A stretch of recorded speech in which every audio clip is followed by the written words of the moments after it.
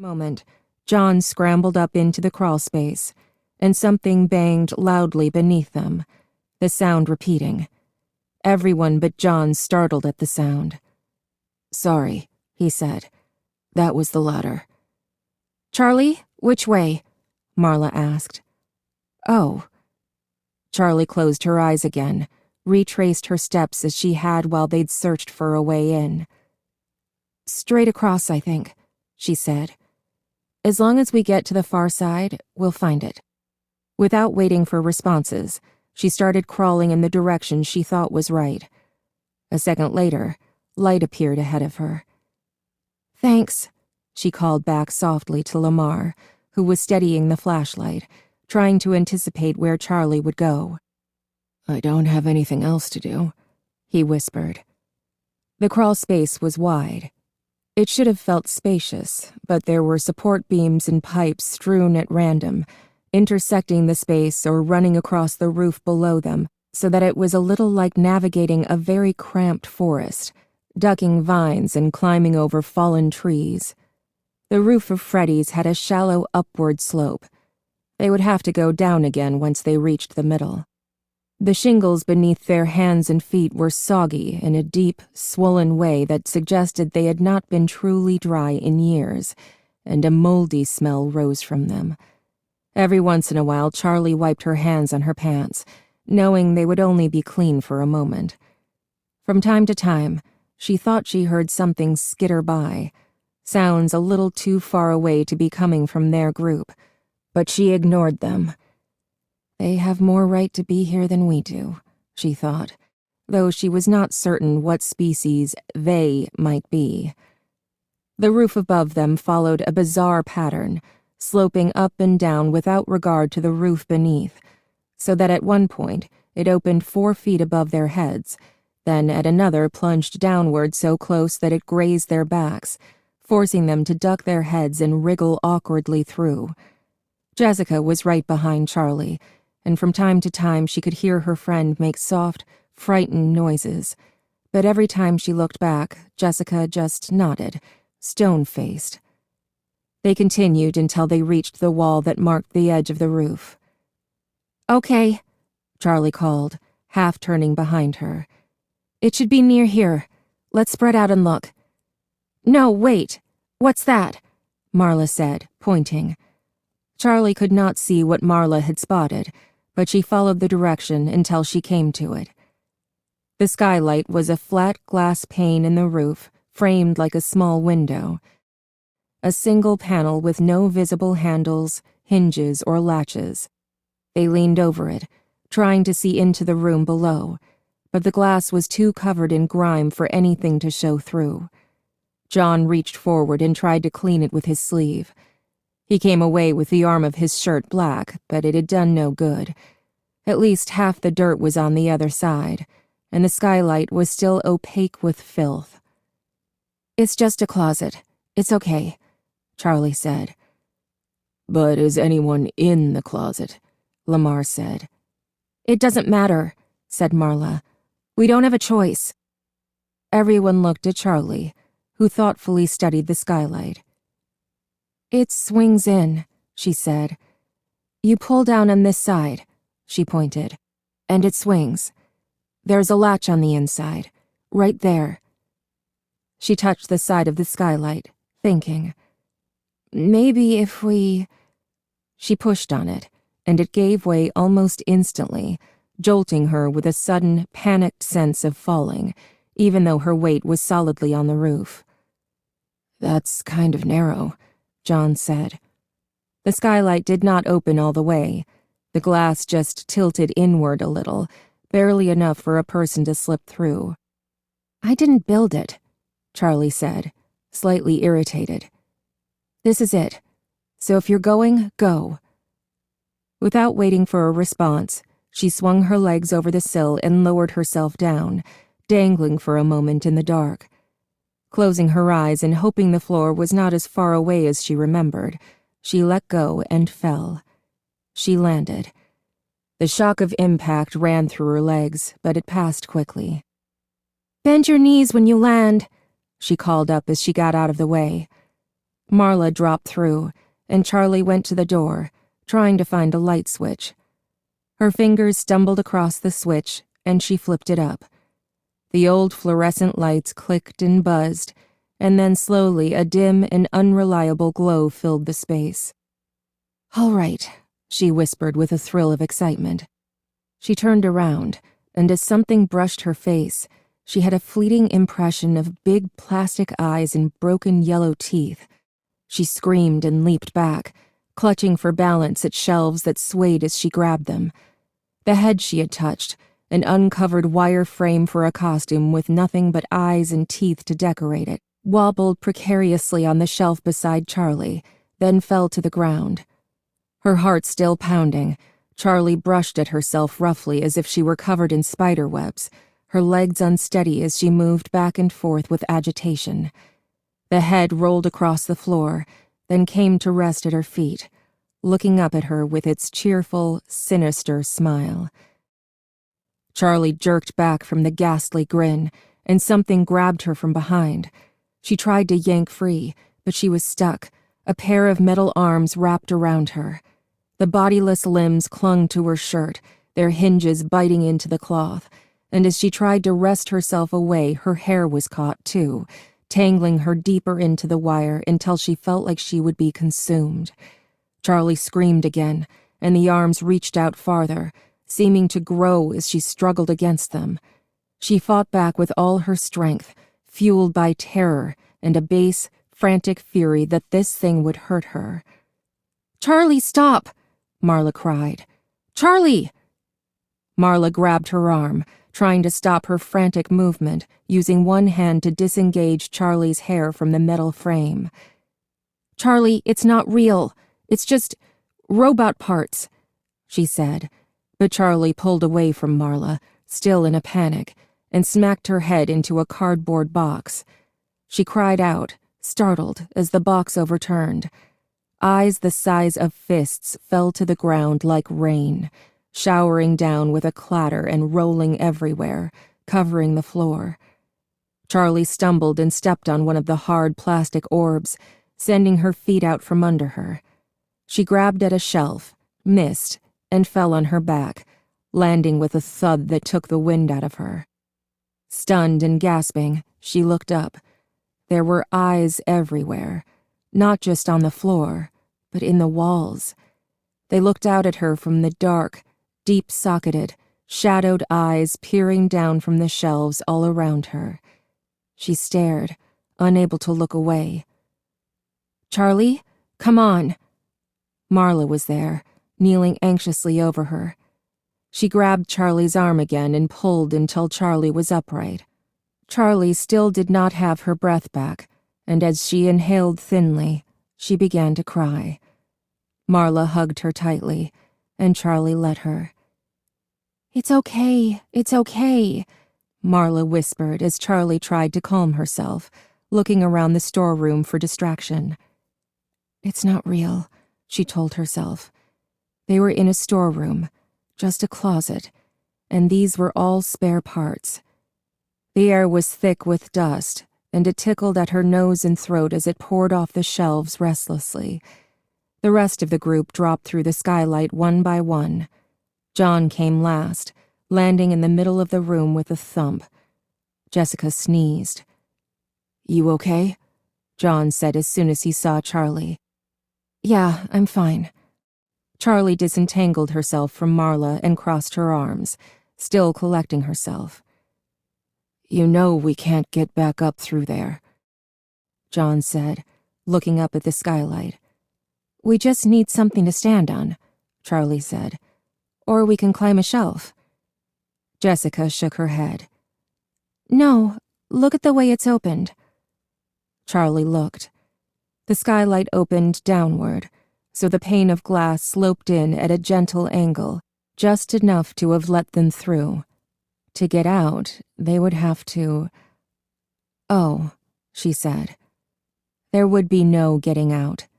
However close they got to the skylight, the pane of glass would always be in the way, sticking out into the precise space they needed to pass through. If anyone tried to get a grip on the roof, They would have to lean so far over the glass that they would fall from the ladder. "We might be able to break the glass," John started. "But the metal frame is going to be dangerous to climb over, even more dangerous with shards of broken glass." He fell silent and thought it through again, his face grim. "It doesn't matter," Charlie said. "We'll find another way out. Let's start looking." They peered cautiously out into the hallway. Lamar had turned off the flashlight, but it was easy enough to see their surroundings now with the light from the closets seeping into the hall. "At least nothing's dripping from the ceiling," Charlie thought, wiping her hands on her pants again. The floor was black and white tile, as glossy as if it had just been polished. There were children's drawings on the walls, rustling with the air from the open skylight. Charlie remained motionless, more than aware of how much noise she had just made. "Does it know we're here?" she wondered, realizing as she did that by "it" she meant the building itself. It felt as if Freddy's was conscious of their presence, as if it reacted to them like a living, breathing thing. She reached out to brush her fingers against its wall, tracing lightly as if she were petting it. The plaster was still and cold, inanimate, and Charlie pulled her hand back. She wondered what Freddy's would do. They wound around one corner, then another, and then stopped at the entrance to Pirate's Cove, hanging back from the doorway. Pirate's Cove. I have my bearings again. Charlie gazed at the little stage, no longer lit, and the curtain that hid its sole performer. A few small lights flickered on the sides of the stage, then came on, illuminating the space with a pale gray glow. Charlie looked around and saw Lamar standing by the doorway with his hand on a switch. "We don't have a choice," he said defensively, gesturing to his flashlight. Its light was failing. Charlie nodded resignedly, and Lamar switched off the dying flashlight. "I want to take a look in this control room," Marla said, pointing to the small door nearby. "Lamar, come with me. The rest of you try the other one.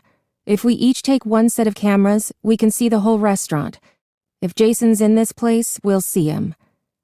"I don't think we should split up," Charlie said. "Wait," said Lamar. He passed John the dead light, freeing his hands. From his pockets he produced 2 walkie-talkies.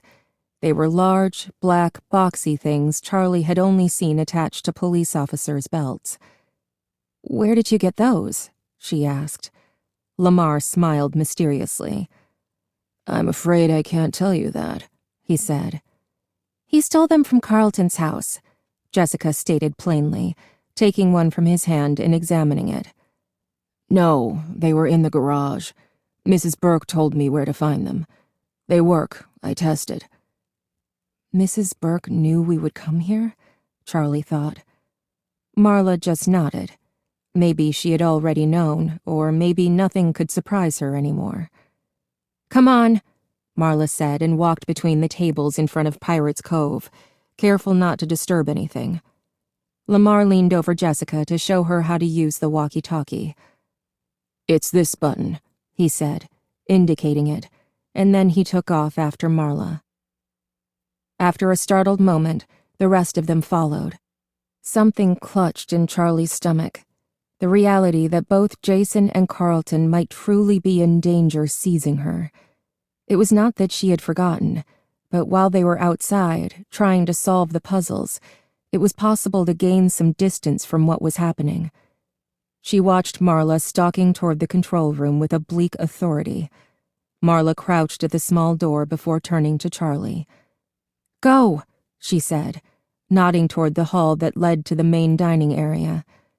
They went, Charlie taking the lead as they crept down the hall, heading for the main stage. Marla looked at Lamar, who nodded. She grasped the doorknob, clenched her teeth, and forced the door open all in one motion. "Marla!" Marla jumped, barely suppressing a scream.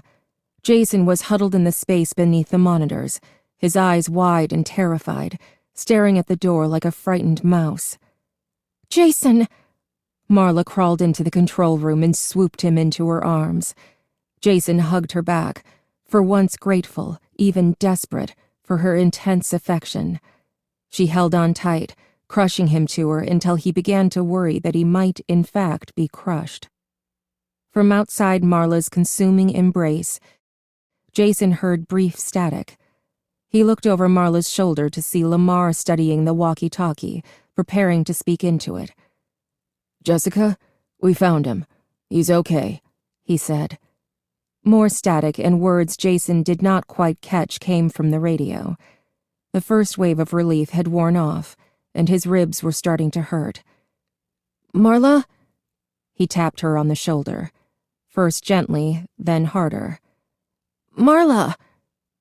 She let him go but took hold of his shoulders for a moment, peering into his eyes as if to be sure it was really him, that he had not been somehow replaced or irrevocably damaged. "Marla, cool it," he said as casually as he could, managing to keep his voice from shaking. Marla let go of his shoulders, giving him a playful shove, and began to scold him as she pulled him the rest of the way out from under the control panel. "Jason, how could you—" Marla was interrupted as Lamar descended the rest of the way into the small room. "Through the vent? Really?" Lamar laughed. "You could have been killed, crawling through the air duct like that," Marla added, grasping his shoulders. Jason fought free, flailing his arms until she let him go. "Okay," he exclaimed. "Everybody missed me. Good. Glad to know I'm important." "You are important," Marla said fiercely, and Jason rolled his eyes theatrically. The little room lit up as Lamar flipped a switch, bringing the screens to life. Marla looked at Jason thoughtfully, then turned her attention to the security cameras. "Okay, let's see what we can see." Lamar looked from screen to screen. The top middle screen showed the main dining room and the stage, and as they watched, Charlie, Jessica, and John appeared, crossing the room in a V formation, Charlie at the front. "Look," Marla said suddenly, pointing to the screen at the lower right. "Look!" The night guard was there. Though they could not make out his face, his baggy uniform and sagging shoulders told them that it was the same man. He was in the hall near the restaurant's entrance, walking past the party rooms and the arcade with a slow, purposeful gait. "Lamar, warn them," Marla ordered urgently. Lamar spoke into the walkie-talkie. "Jessica, the guard is somewhere around there. Hide." There was no response from the radio, but on screen the group of three froze. Then, as one, they made for the control room under the stage, squeezing in and closing themselves in just as the guard appeared in the doorway. Voices. People moving around. Carlton did not allow himself to sigh in relief. A rescue wouldn't do him any good if he got his insides punctured by 100 tiny robot parts first. Instead, he continued with what he had been doing, inching his way across the floor and into the view of the security camera that perched near the ceiling just above the door. Each movement was so scarce it felt like nothing, but he had been doing this for over an hour, and he was almost there. He kept his breathing steady, using his trapped hands to lift his body a tiny bit, move to the side, and let himself down again, just a little farther to the right. His fingers were cramping and his head still ached, but he kept going, relentless. Although he was still afraid, still painfully aware of how easily he could trigger his own death, at some point the fear had dulled, or perhaps he had just become accustomed to it. Panic could not last forever. Eventually, the adrenaline had run out. Now, at least, the need for slow, precise movement took precedence over everything else.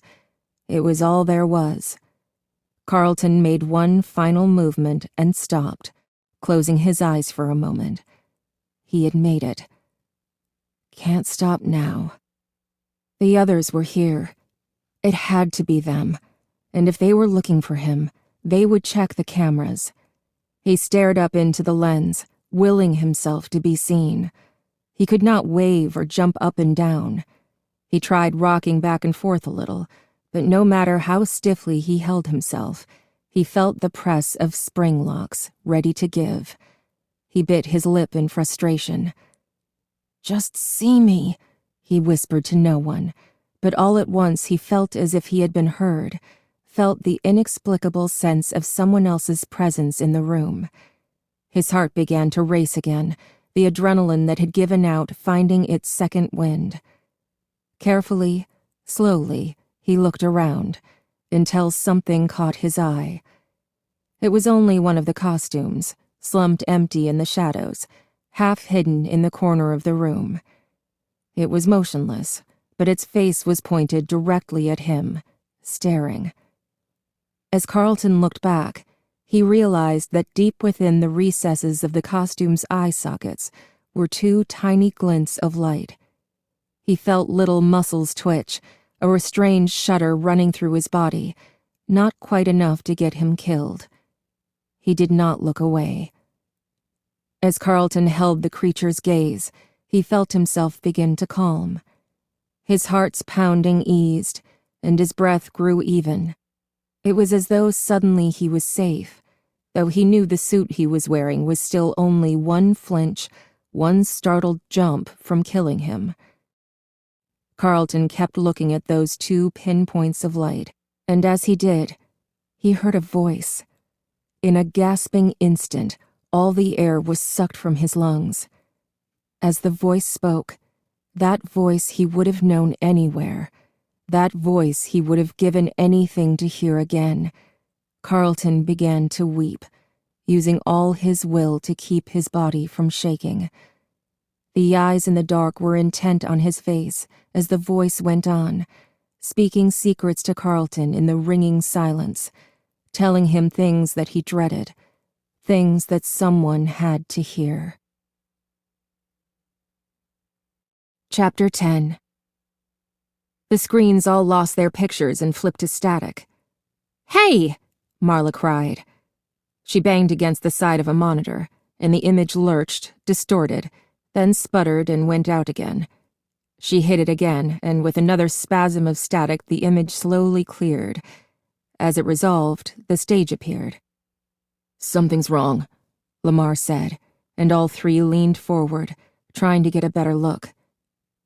"Bonnie," Jason said in a grave tone. "Bonnie," Marla echoed, looking at Lamar with alarm.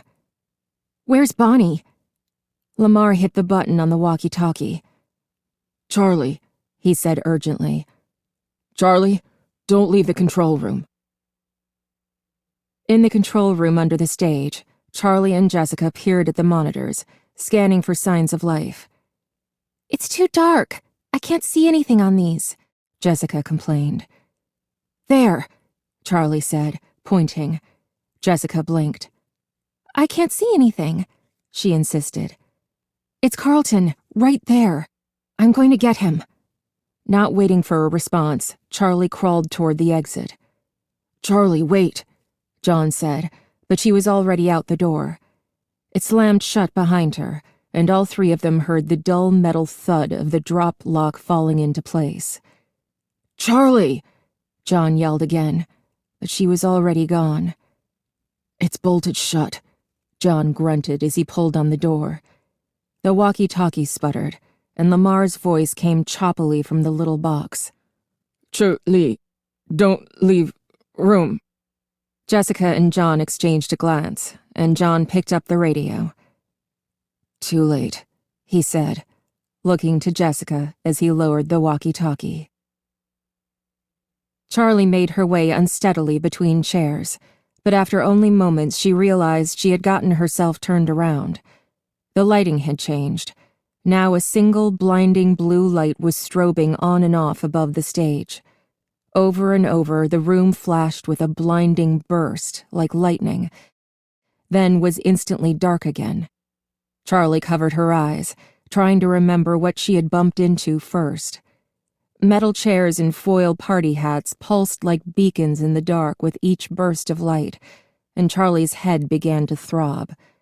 She squinted, trying to orient herself, but beyond the tables surrounding her, all she could see were 1,000 after-images burned into her retinas. She had no idea which way to go to find Carlton. She leaned against a nearby chair and pressed her hand tightly over her forehead. A table screeched against the floor briefly, and Charlie knew that it hadn't been her. She turned around, but the light had gone dark. When it flashed again, she was looking directly at the stage, where there should have been 3 sets of eyes. She saw only 2. Freddie and Chica stared down at her, their plastic gazes catching the light, twinkling with the strobe. Their heads seemed to follow her as she moved along the table.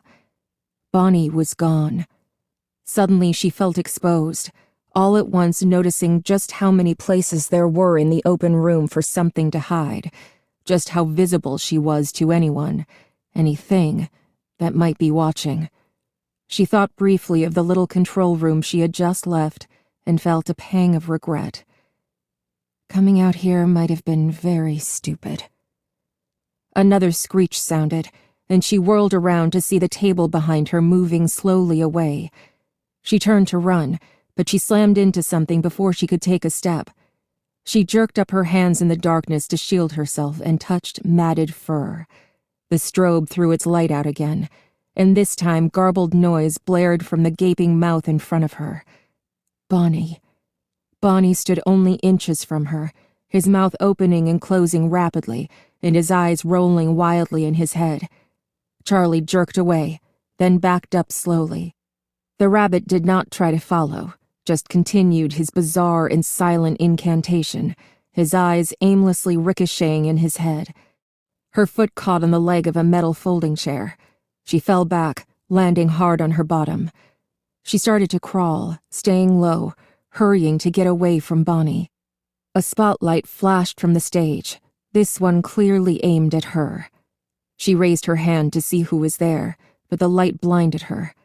All she could make out were 2 sets of following eyes. Charlie screamed and scrambled to her feet. She took off running, not looking back, and made it across the room into the hallway that led to Pirate's Cove. She ducked into the bathroom along its wall. The door echoed when it shut behind her.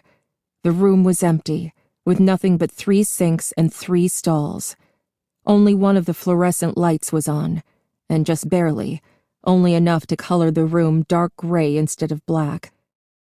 The metal walls of the stall dividers looked flimsy, and Charlie had a sudden vision of Bonnie, larger than life, grabbing the metal frame with his paws and ripping it up from the ground, the bolts tearing right out of the floor. She banished the thought and ran into the farthest stall from the door, slipping the lock, so small it looked almost delicate, into place. She sat on top of the toilet tank, her feet pulled up onto the seat and her back pressed against the blue tile wall of the bathroom. In the empty room, Charlie could hear her own breath echoing. She forced it to slow and closed her eyes, telling herself to be silent, to hide. Charlie? John was still pounding on the little door of the control room. Charlie, what's going on out there? Jessica sat quietly, still rattled from the screams and crashes outside. She can take care of herself, John said, easing his grip on the door. Yeah, Jessica said. He did not turn around to look at her. We have to get out of here, John said. He rattled the door again. The top swayed a little as he pulled, but the bottom was stuck fast. He hunched down farther. There was a lock, a deadbolt that dropped straight into the floor. The latch to pull it open had broken off long ago, leaving only a jagged ledge so thin he could scarcely get his fingers around it. As he yanked it upward, it cut into his fingers, leaving thin red lines.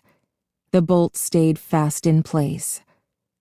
Jessica, you try, he said, turning to look at her. Her eyes were on the wall of televisions. They were all showing static, but every now and then one flashed a picture. Never mind, John said. Keep watching. He bent his head again and went back to the deadbolt. In the bathroom, Charlie was silent. She paid attention to each breath she took, each inhale and exhale a slow, deliberate process. She had tried meditating once. She had hated it, but now the intense focus on her breathing was calming. I guess I just needed the right motivation, she thought. Like staying alive. The stalls rattled briefly, and there was a distant booming sound that went on for several seconds. It's storming outside. She kept her eyes trained on the floor. The light overhead was so dim it scarcely illuminated her stall. She held her breath.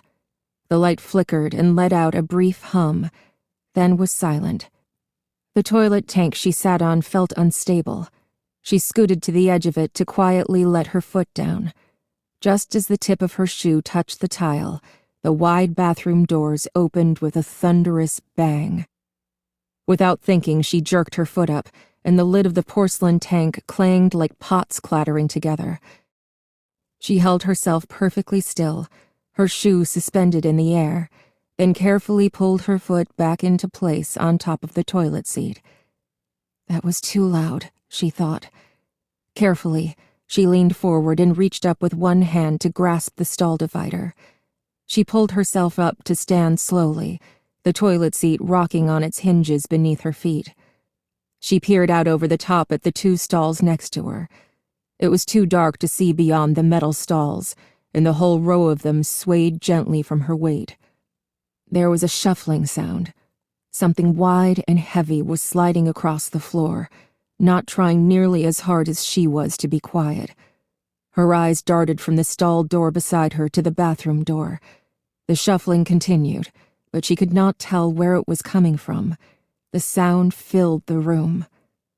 Suddenly, the nebulous sound resolved. It was crisp, and it was nearby.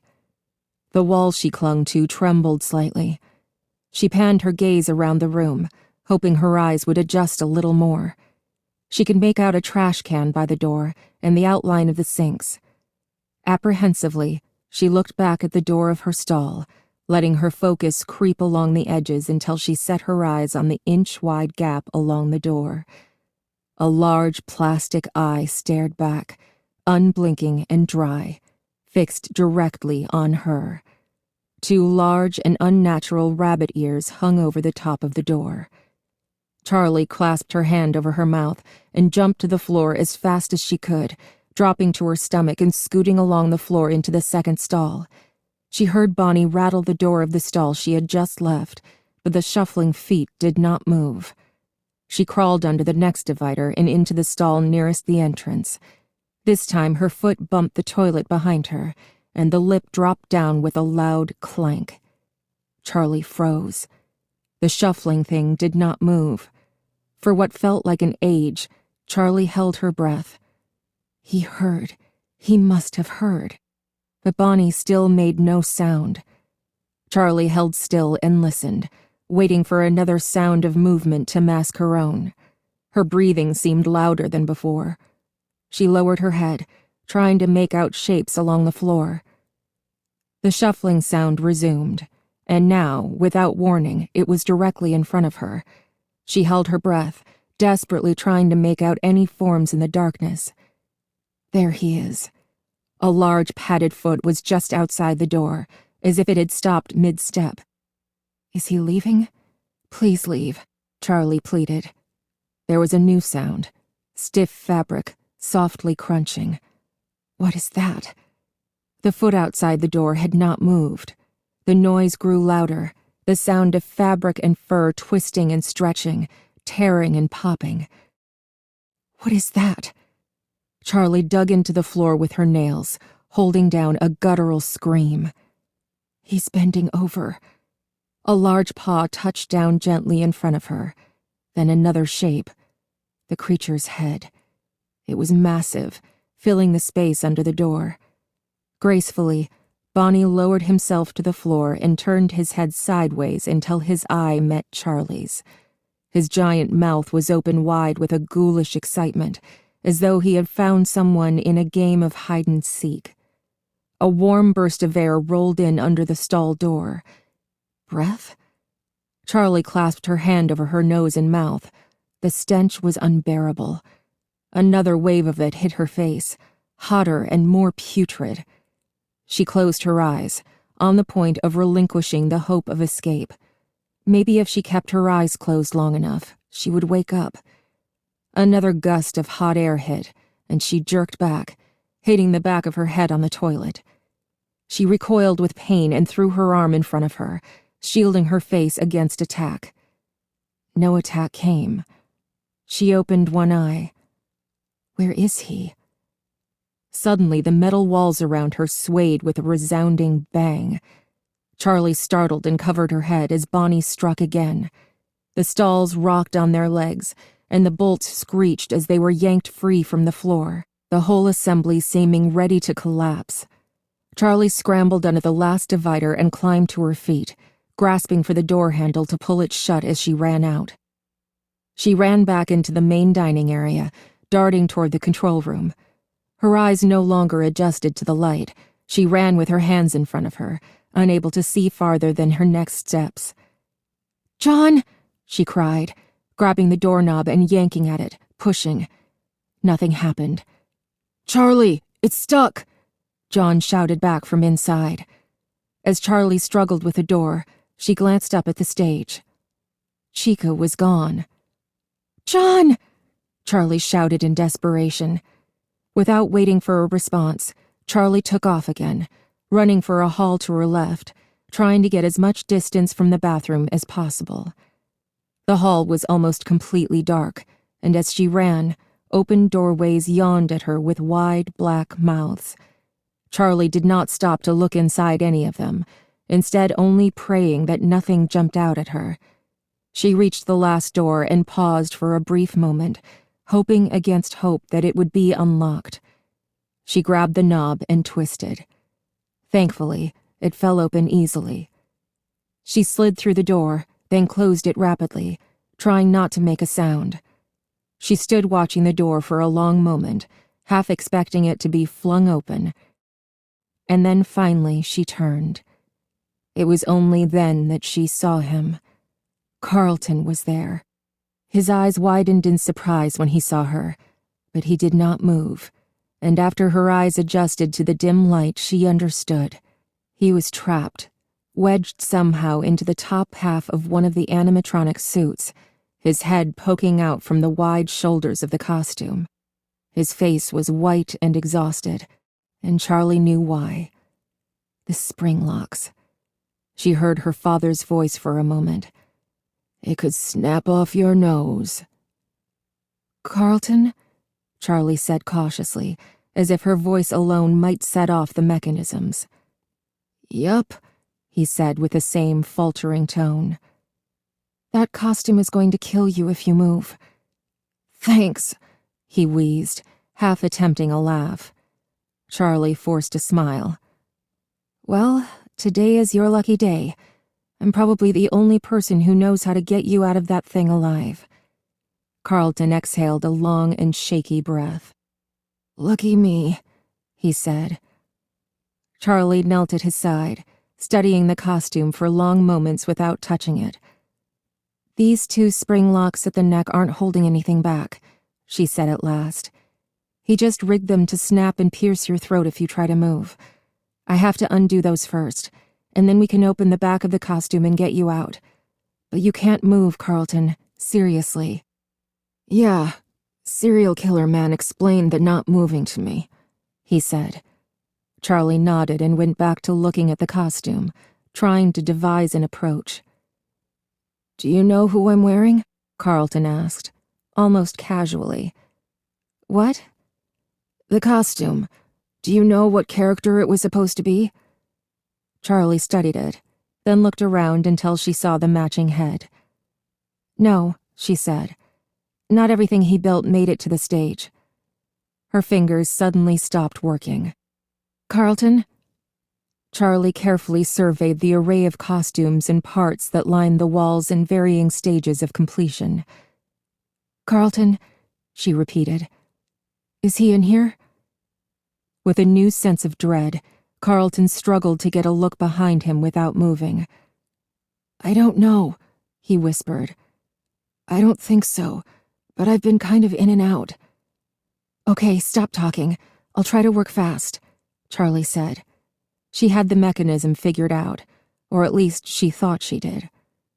Not too fast, Carlton reminded her. Carefully, slowly, she reached into the costume's neck and took hold of the first spring lock, maneuvering it until her fingers were wedged between the lock and Carlton's neck. Careful with that artery. I've had it since I was a kid, Carlton said.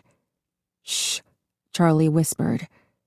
When Carlton spoke, she could feel his neck move. He was not going to set off the locks by talking, she thought, but the feeling of his tendons moving under her hands was unsettling. Okay, he whispered. Sorry, I talk when I'm nervous. He clamped down his jaw and bit his lips together. Charlie reached down farther into the costume's neck and found the trigger.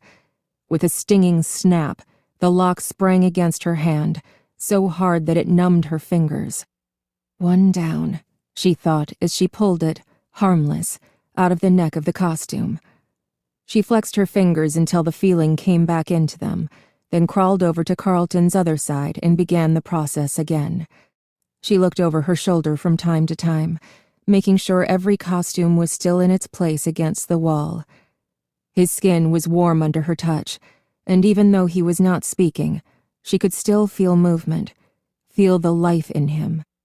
She could feel his pulse against the back of her wrist as she worked, and she blinked back unexpected tears. She swallowed hard and focused on the task, trying to ignore the fact that she was touching someone who would die if she failed him. She worked open the spring lock again, taking the impact on the palm of her hand and pulling the disabled device free of the costume. Carlton took a deep breath in, and she startled. "Carlton, don't relax." He stiffened and exhaled slowly, his eyes wide and frightened. "Right," he said. "Still a death trap." "Stop talking," Charlie pleaded again. She knew exactly how much danger he was still in, and she could not bear to hear him speak now if he was about to die. "Okay," she said. "Almost there." She crawled around behind him, where a series of 10 leather and metal fasteners held the back of the costume together. She considered it for a moment. She needed to keep the costume still, exactly as it was, until the last moment. She sat down behind him and bent her knees, positioning herself so that she could hold the costume in place with her legs as she opened it. "I didn't know you cared," Carlton muttered as though attempting to put a joke together, but too tired and too scared to finish it. Charlie didn't answer. One by one, she worked the fasteners free. The leather was stiff, the metal tightly fitted, and each one fought back as she worked, clinging together. When she was halfway up the back of the costume, she felt its weight begin to shift. She gripped it tighter with her knees, holding it together. Finally, she undid the last one at the nape of his neck. She took a deep breath. This was it. "Okay, Carlton," she said. "We're almost done. I'm going to open this and throw it forward. When I do, you pull out of it as fast as you can, okay? 1, 2, 3. She yanked the costume open and thrust it away with all her strength, and Carlton jerked back from it, toppling roughly into her. Charlie felt a sharp, quick pain on the back of her hand as she pulled free, but the costume skittered halfway across the room, leaving them clear. A series of snaps sounded, making a noise like fireworks, and they both cried out, leaping back and banging into a heavy metal shelf. Together they watched as the empty costume writhed and twisted across the floor, the animatronic parts snapping violently into place. When it came to a stop, Charlie stared, fixated. The thing was just a torso, just an object. Beside her, Carlton let out a low, pained groan, then turned and vomited onto the floor beside him, heaving and retching like he would be turned inside out. Charlie watched, unsure what to do. She put a hand on his shoulder and kept it there as he finished, wiped his mouth, and sat gasping for breath. "Are you okay?" she said, the words sounding small and ridiculous. Carlton nodded wearily, then winced. "Yeah, I'm fine," he said. "Sorry about the floor. I guess it's your floor, kind of." "You might have a concussion," Charlie said, alarmed, but he shook his head, moving more slowly this time. "No, I don't think so," he said. "My head hurts like somebody hit it really hard, and I feel sick from being stuck in this room and pondering my death for hours. But I think I'm okay. My mind is okay." "Okay," Charlie said doubtfully. Then something he had said finally registered. "Carlton, you said serial killer man explained for you not to move. You saw who did this to you?" Carlton got to his knees carefully, then stood, bracing himself on a nearby box. He looked at Charlie. "I was trapped in that thing for hours. I'm all tingly."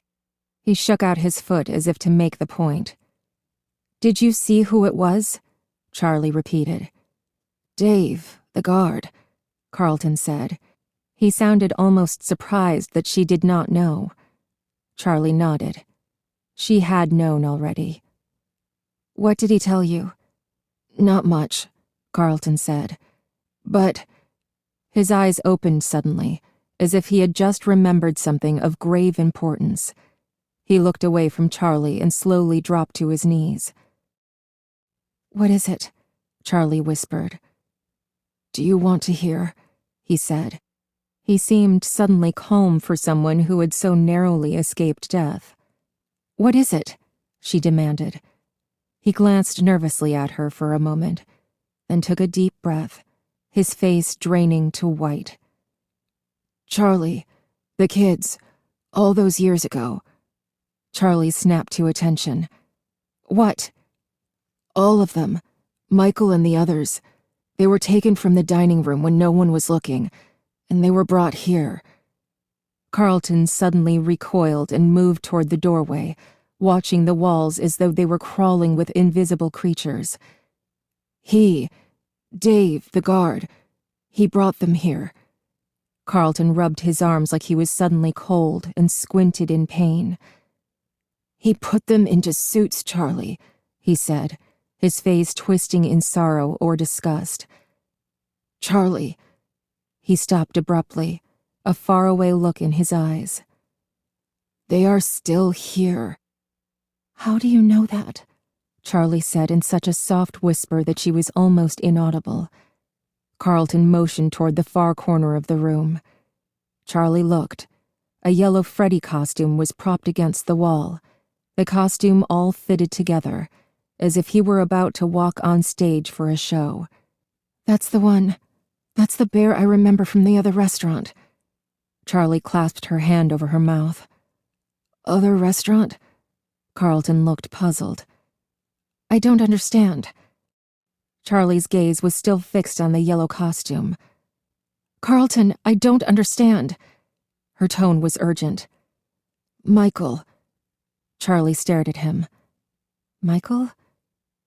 "What do you mean?" she said in a level voice. "I know how it sounds," he said, and then his voice dropped to a whisper. "Charlie, I think it's Michael in that suit." "I still can't get this thing out." John sighed in frustration and rubbed his hand. The lock was leaving harsh red imprints on his fingers. Jessica murmured something sympathetic, but she did not take her eyes off the screens. "I can't see anything," she burst out after a moment. The radio squawked, and then Marla's voice came, calling to them from the control room in Pirate's Cove. "Both of you, be quiet and don't move."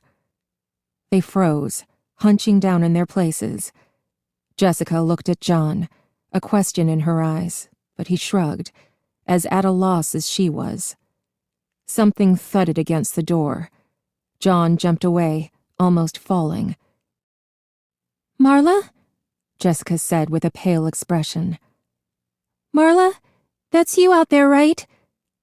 The thud came again, more powerful than before, and the door shook under it. "What is that? A sledgehammer?" John whispered hoarsely. The door pounded in again and again, dents appearing in the metal door, which had looked so solid.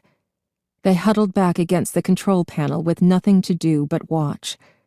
Jessica grabbed the back of John's shirt, knotting the cloth between her fingers, and he did not shake her away.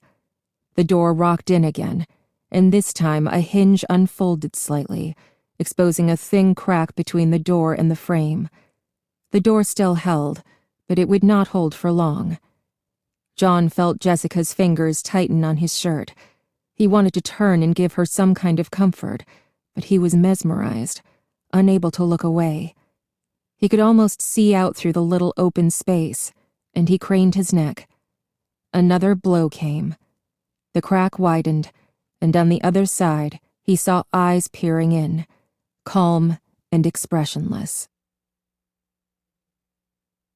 "Get out! Get out!" Marla shouted, waving her hands at the security monitor as if John and Jessica could see her, as if it would do any good if they could. Lamar had both hands clapped over his mouth, his eyes wide, and Jason was sitting on the floor, waiting nervously as though an attack on their own door might begin at any moment.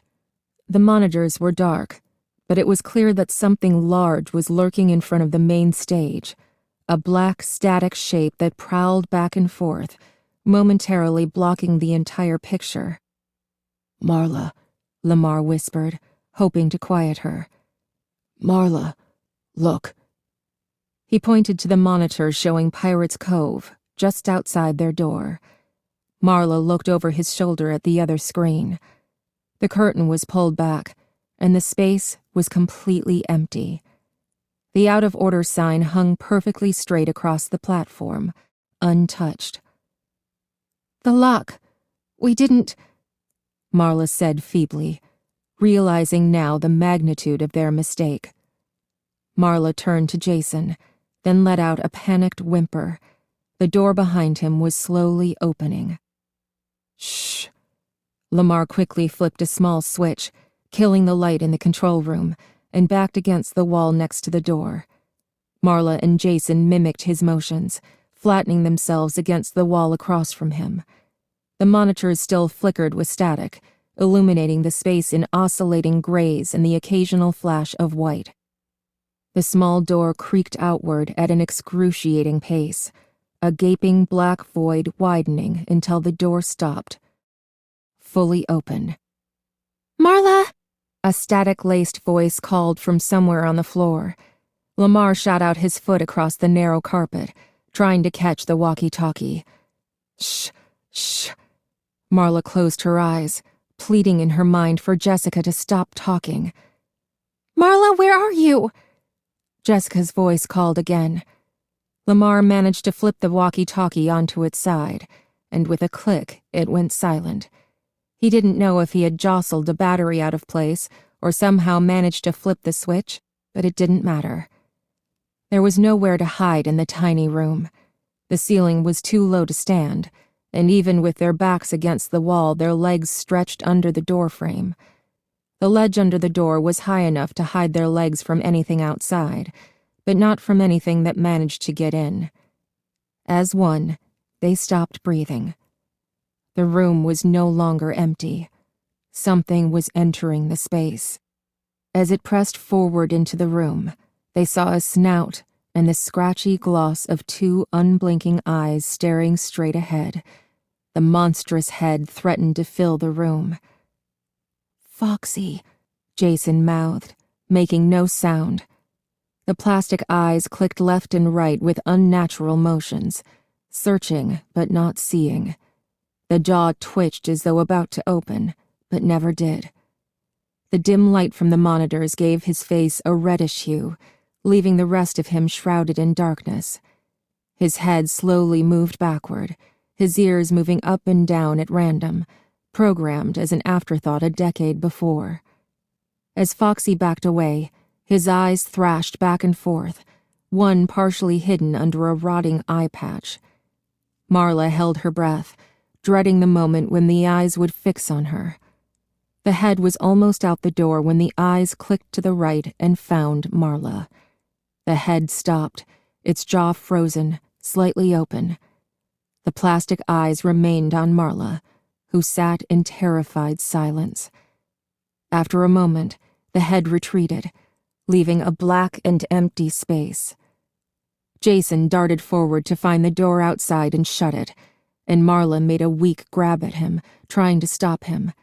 He brushed past her, then stopped, kneeling in the doorway. He looked into the darkness, only now afraid of what must be there. He crawled slowly forward, his torso disappearing temporarily as he reached outside for the doorknob, then pulled himself back in and gently closed the door. Marla and Lamar closed their eyes and let out a deep breath at the same time. Jason looked at them. He was almost smiling when, in a blur, the door burst open again and an ugly metal hook sank into his leg. He screamed in pain. Marla leaped to grab him, but she was too slow. She watched helplessly as Jason was dragged through the doorway. "Marla!" he cried, clawing futilely at the floor, and she howled in despair as he was taken from her again, nothing visible of his assailant but the awful glimmer of the hook. Marla dove toward the door after him, falling to her knees and crawling toward the thing, but Lamar grabbed her shoulder and yanked her back, taking hold of the door. Before he could pull it shut, it was ripped from his hands with an inhuman strength. Suddenly, Foxy was there before them, coming inside. He was full of life, a different creature, and he turned to look at Marla, his silver eyes appearing to comprehend. His face was a canine rictus, the scrappy orange fur insufficient to cover up his skull. He looked between them, turning his ghoulish smile first on Lamar, then on Marla. His eyes flared and dimmed, and he snapped his jaws with a sound like something breaking. They stared, backed up against the control panel, and then Lamar realized suddenly what he was looking at. "He can't fit all the way in," he whispered. Marla looked.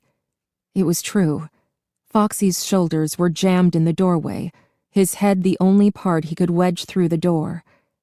Lamar lunged forward and kicked the animatronic, bracing himself against the wall and striking out with his foot 3 times before Foxy gave a low whine, a sound more machine than animal, and slunk back out into the dark. Lamar snapped the door shut behind him and slid the deadbolt into place. They stared at each other for a long moment, breathing hard. "Jason!" Marla screamed. Lamar put his arms around her. She let him hug her, but she did not cry, just closed her eyes. "What do you mean it's Michael in the suit?" Charlie said softly, as if she might be talking to someone who had gone mad, while also desperate to hear the answer. Carlton looked at the yellow bear for a long moment, and when he turned back to Charlie, his face was calm. He opened his mouth to speak, and Charlie put a finger to her lips. Something was coming.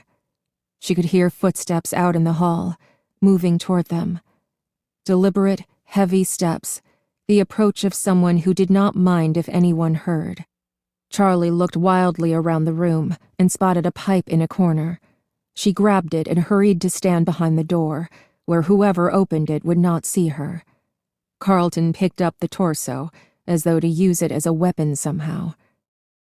He looked confused, like he was not thinking clearly. "Don't," Charlie warned in a low voice, but she was too late. Something snapped inside the suit. Carlton dropped it and stepped back, a shimmer of blood on his hand. "Are you okay?" Charlie whispered. He nodded, and then the doorknob turned. Dave appeared in the doorway, his head held high and his face grim. It should have been imposing, but he just looked like a man walking through a door. "Now you've done it," he announced to the room in general. Then his eyes lit on Carlton, unfettered. His face darkened. Before he could move, Charlie raised the pipe high, stepped forward, and swung it down on his head with a sickening thunk. Dave turned, shock on his face. Charlie lifted the pipe, ready to attack again, but the man just stumbled backward against the wall and dropped into a sitting position. "Carlton, come on," Charlie said urgently, but he was looking down at his injured hand. "Carlton, are you hurt?" "No," he said, shaking off his reverie and wiping his hand clean with his black shirt. "Come on," Charlie said firmly, taking his arm. "Come on, we have to get out of here. I don't know how long he'll stay out." "You're awfully calm for just having knocked a guy out cold," she thought wryly. They crept out into the empty hallway, lit only by the dim glow of light from the other rooms. Charlie hustled them through the swinging doors to the kitchen, where the dark was total. The air was thick with a blackness that was almost tangible. It was as if they had been swallowed. She turned to look at Carlton, but only the faint sound of his breathing told her that he was still beside her. Something touched her arm, and she stifled a scream. "It's just me," Carlton hissed, and she let out a sigh. "Let's just make sure that we aren't being followed. Then we can find the others and get out of here," she whispered. Charlie glanced back at the door, and the last spots of light peeking under it. She scooted herself a little closer to it and got to her feet to peer through the round window, careful not to touch it. "What do you see?" Carlton whispered. "Nothing. I think it's safe." Just as she finished speaking, a form passed by, darkening the window. Charlie jumped back, almost falling over Carlton. They stumbled forward, rushing to get away from the door. Suddenly, two beams split the darkness, illuminating the room in a harsh yellow light. Chica loomed there, almost on top of them. She stretched up to her full height, growing taller still. She must have been hiding here all along, Charlie thought. The dark recesses of the kitchen could be hiding anything. Chica looked at both of them in turn, the beams of light shifting dizzyingly as her eyes snapped mechanically from one side to the other. Then she paused, and Charlie grabbed Carlton's arm. "Run!" she screamed, and they took off, looping around the prep table, the metal furniture clattering as they rushed clumsily past it. Behind them, Chica's steps were long and slow. At last they reached the door, and they burst out into the hall and ran for the main dining room.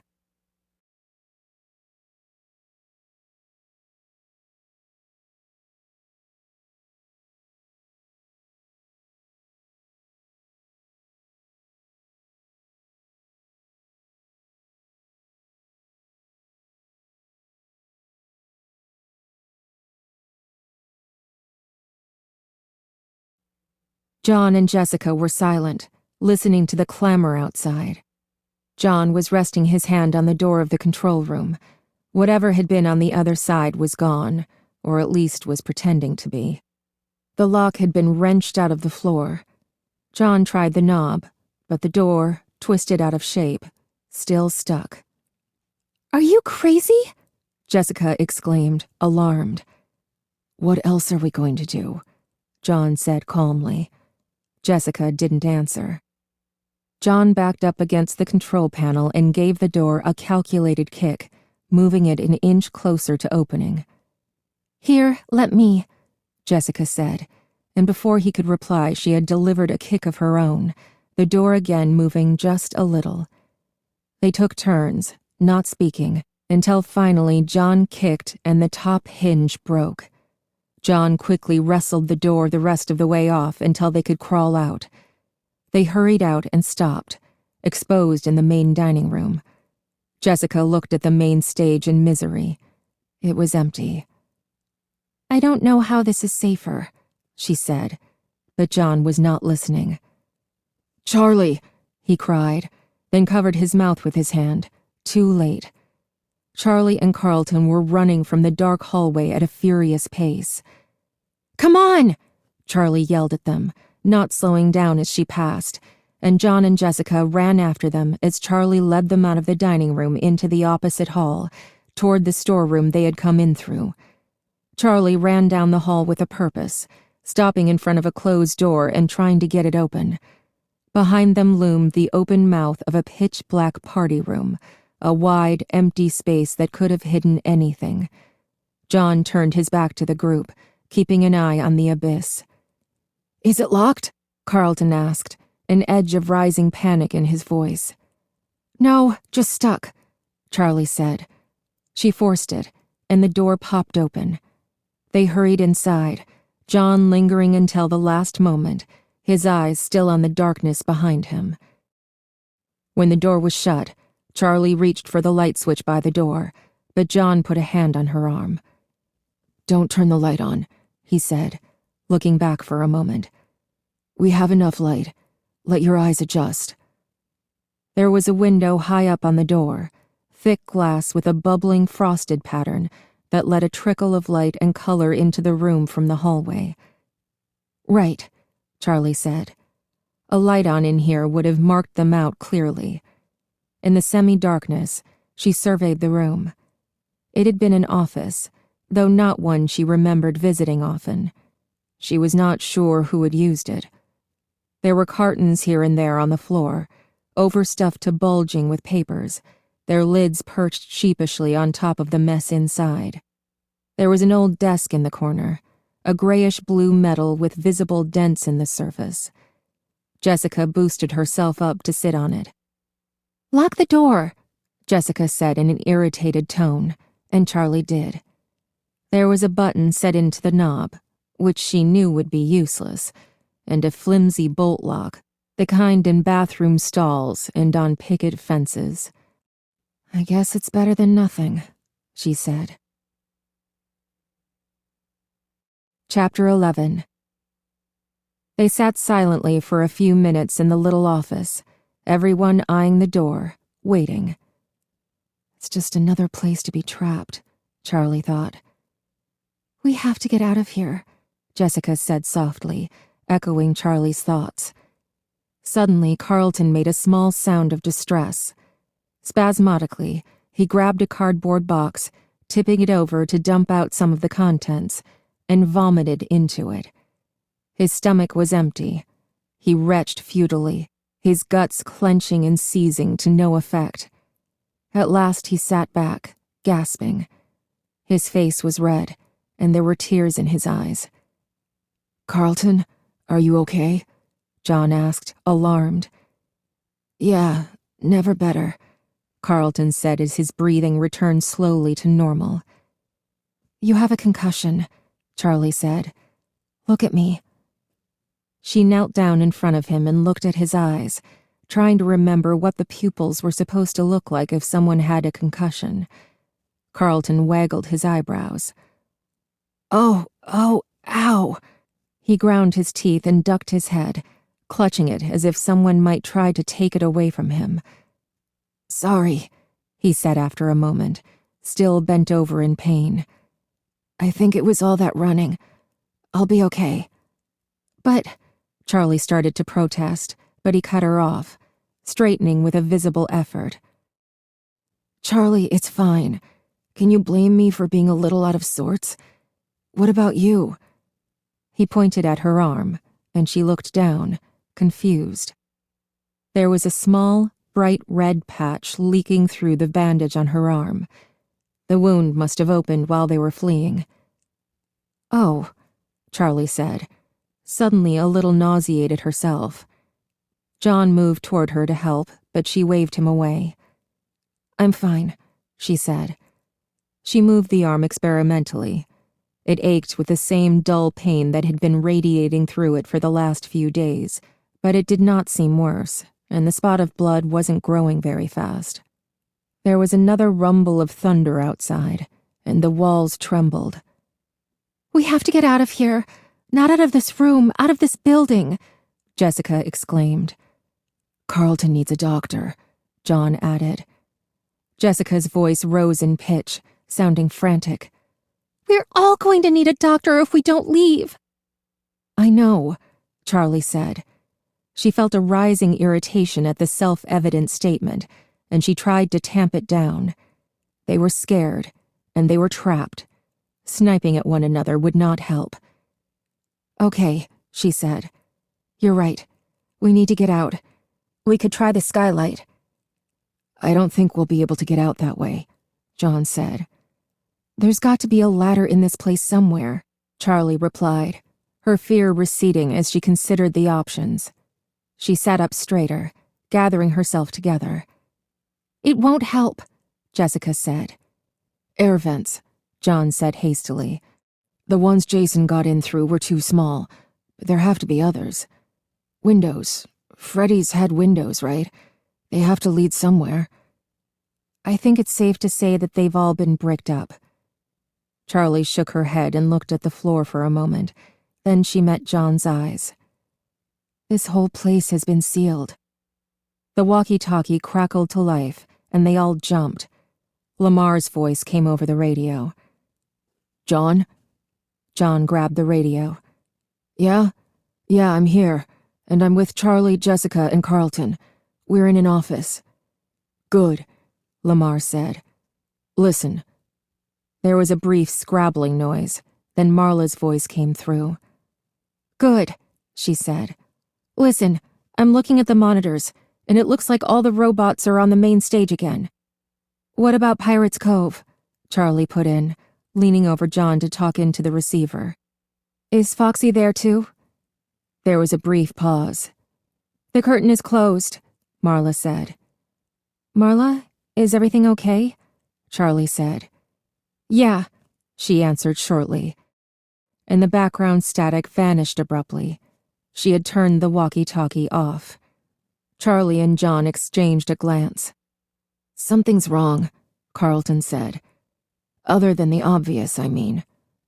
He gestured in a vague circular motion, indicating everything around them. What are you talking about? Jessica was losing her patience. With Marla, I mean, he said. Something's wrong. Call her back. John pressed the call button again. Marla, what's going on? There was no reply for a long minute. Then Lamar replied. We don't know where Jason is. His voice began to break. He's in danger. Charlie felt a jolt through her stomach. No. She heard John take a deep breath. There was a shuddering sound from the other end of the radio. Marla was crying. She started to speak, broke off, and tried again. Foxy, she said, her voice a little loud as she forced the words out. Foxy took him. Foxy? Charlie said carefully. The figure standing in the front hallway, the rain whipping past it, the silver eyes burning in the dark. She took the walkie-talkie from John's hand. He gave it up without protest. Marla, listen. We're going to find him. Do you hear me? Her bravado echoed emptily, even in her own ears. The walkie-talkie made no sound. Agitated, needing to move, to do something, Charlie turned to the others. I'm going to check out the skylight one more time, she said. Jessica, come with me. You've got the best chance of fitting. Right, Jessica said reluctantly, but she got to her feet. You shouldn't go alone, John said, standing to go with them. Charlie shook her head. Someone has to stay with him, she said, gesturing at Carlton. Hey, I'm a big boy. I can stay by myself, Carlton said, speaking to a shelf. Nobody is staying by themselves, Charlie said firmly. John gave her a brief, precise nod, something just short of a salute, and she returned it. She looked back at Carlton, whose face was drawn, tight with pain. Don't let him fall asleep, she told John in a low voice. I know, he whispered. I can hear you, you know, Carlton said, but his voice was flat and fatigued. Come on, Jessica said. Charlie shut the door behind them and heard John slip the lock back into place. Charlie led the way.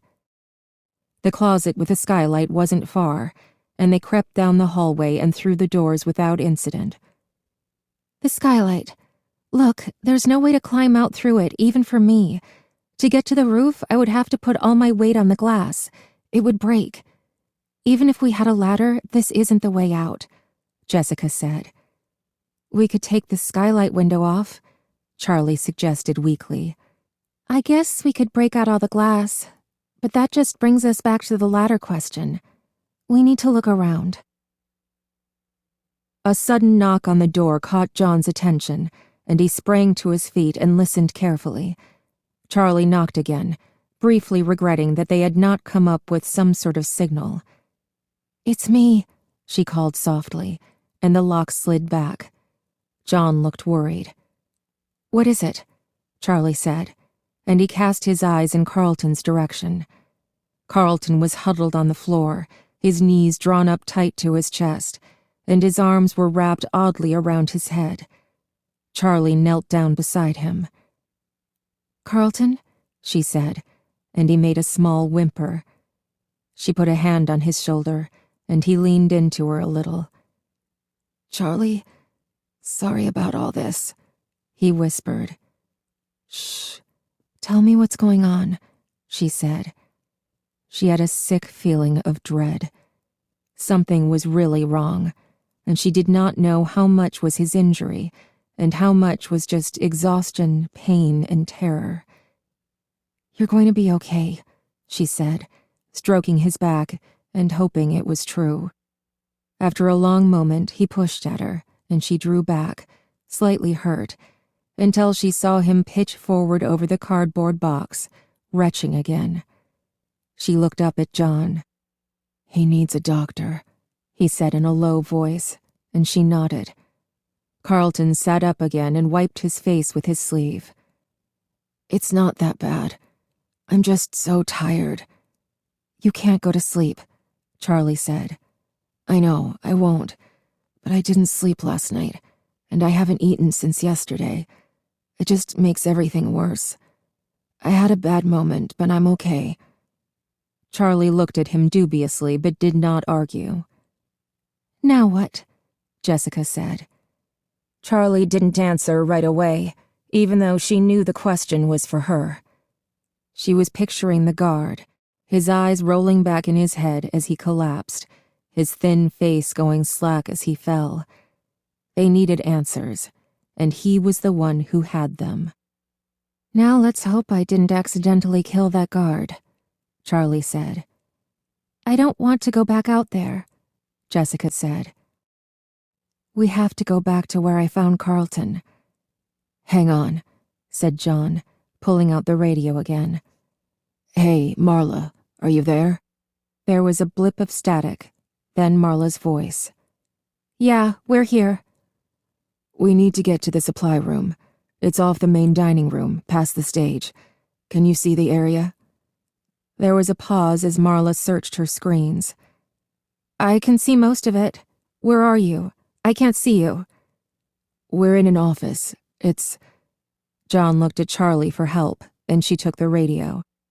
Marla, do you see another hall leading from the main room? Sort of the same direction as the closet, but next to it? What?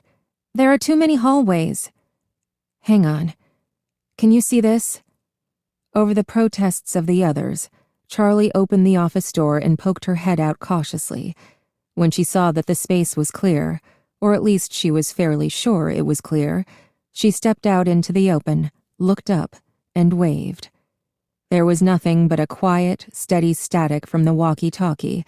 Then Marla's voice came through, excited. I see you! Charlie, I can see you! Charlie ducked back into the little room, and Jessica caught the door and shut it behind her, double and triple checking the lock. Okay, Marla, Charlie said. Follow the cameras. You can see that hall. Can you see the main dining room? Yes, she said instantly. Most of it. I can see the stage and the area around it, and I can see the second hallway, the one parallel to yours. Can you see the door at the end? Yes, but Charlie, I can't see into the supply room. We'll just have to take our chances with what's in there, Charlie answered. Marla, she said into the receiver, are we clear to get to the dining room? Yes, Marla said after a moment. I think so. Charlie took the lead, and all four of them made their way slowly down the hall. Jessica hung back a little with Carlton, staying so close to him he almost tripped over her feet. "Jessica, I'm fine," he said. "I know," she said quietly, but she did not move away, and he did not protest again. When they reached the end of the hallway, they stopped. "Marla?" Charlie said into the radio. "Go ahead." "No, stop!" she cried, and they froze, pressing their bodies up against the walls as if it might make them invisible. Marla whispered over the walkie-talkie, her hushed tones distorting her voice even more. "Something. Stay quiet." She said something else, but it was unintelligible. Charlie craned her neck to see out into the room and what might be lurking there, some murky form, lumbering heavily in the shadows, poised to attack. There was a long rumble outside, and the panels on the ceiling rattled as if they were about to fall. "Marla, I don't see anything," Charlie said into the walkie-talkie. She looked at the stage, where all of the animatronics were still in position, staring sightlessly into the distance. "Me neither," John whispered. "Sorry," Marla said. "Not to overstate the obvious, but it's creepy in here. It feels like it's been midnight for hours. Does anyone know what time it is?" Charlie checked her watch, squinting to see the little hand. "It's almost 4, she said. "AM or PM?" Marla said. She didn't sound like she was joking. "PM." Lamar's voice came over the radio, hard to hear, like he was not close enough to the receiver. "I told you, Marla. It's daytime." "It doesn't feel like daytime," Marla sobbed, shrieking as the building shook with a crash of thunder. "I know," he said softly, and the radio clicked off. Charlie looked at the walkie-talkie for a moment with a sense of emptiness. It was like hanging up the phone, knowing the person on the other end was still there, but feeling a loss anyway, as if they might be gone for good. "Charlie?" John said, and she looked at him. He cast a nod back at Carlton, who was leaning against the wall, his eyes closed. Jessica was hovering worriedly, not sure what to do. "We have to get him out of here," John said. "I know," Charlie said. "Come on. That guard is our best chance of getting out alive." With one more look at the open space in front of them, she led them out into the main room. Crossing in front of the stage, she saw John and Jessica glancing upward, but she refused to look at the animals, as if that would stop them from looking at her. It did not help. She felt their eyes on her, taking her measure, waiting for their moment. Finally, she could not stand it. She snapped her head around to look as they passed. She saw only the inanimate robots, their eyes fixed on something that no one else could see. They paused again at a hall entrance, waiting for Marla to guide them, and after an anxious moment her voice came over the radio, calm again. "Go ahead. The hall is clear." They went. They were almost there, and Charlie felt a tightness in her stomach like a living knot, something snake-like that was fighting to be free. She thought of Carlton, retching on the floor of the office, and she felt for a moment like she might do the same. She stopped a few feet from the door, holding up a hand. "I don't know if he's in there," she said in a low voice. "And if he is, I don't know if he's awake." "Now let's hope I didn't accidentally kill that guard," she had said. She was only kidding, but now the words came back, unsettling her. It had not really occurred to her that he might be dead until the words were out of her mouth, and now, as she stood in the hall, about to find out, the idea took hold. As if he knew what she was thinking, John said, "Charlie, we have to go in." She nodded. John moved as if to take the lead, but she shook her head. Whatever was in there, it was her doing, her responsibility. She closed her eyes for a brief moment, then turned the knob. He was dead.